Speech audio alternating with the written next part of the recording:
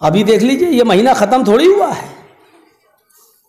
इस महीने की 12 तारीख को जो हुआ होगा वो सब आपने देखा होगा, आपकी आंखों के सामने मंजर आया होगा।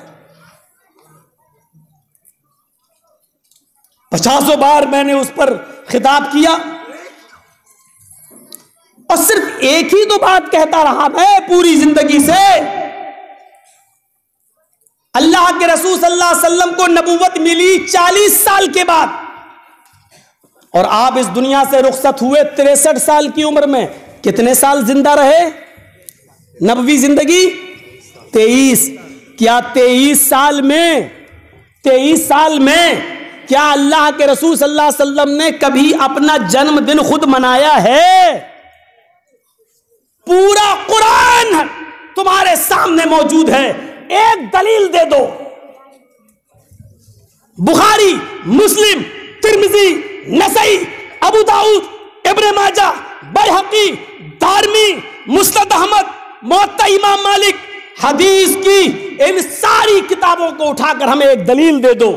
23 साल की नबी जिंदगी में अल्लाह के रसूल ने कभी अपना जन्मदिन मनाया? दो।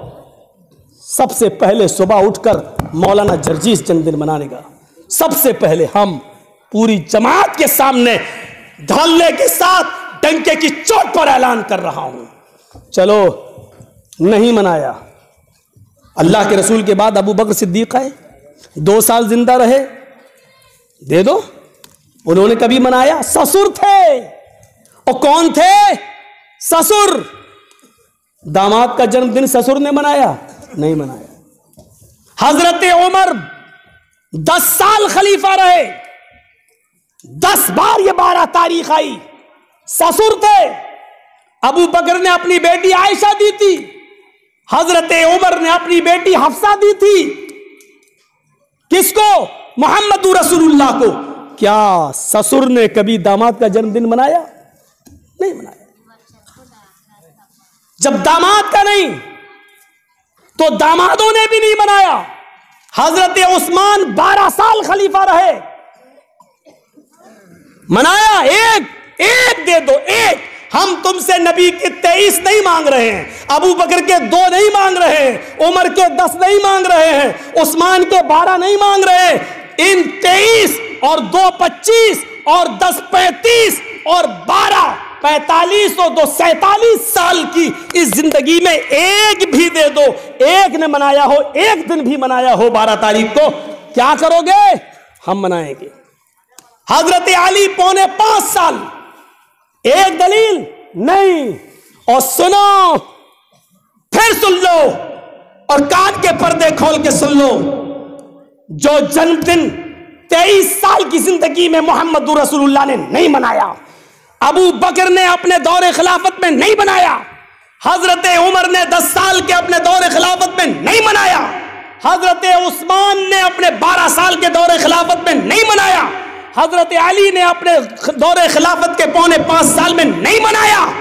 वो तेरे पेट का हिस्सा तो हो सकता है, लेकिन नबुव्वत का हिस्सा नहीं बन सकता है।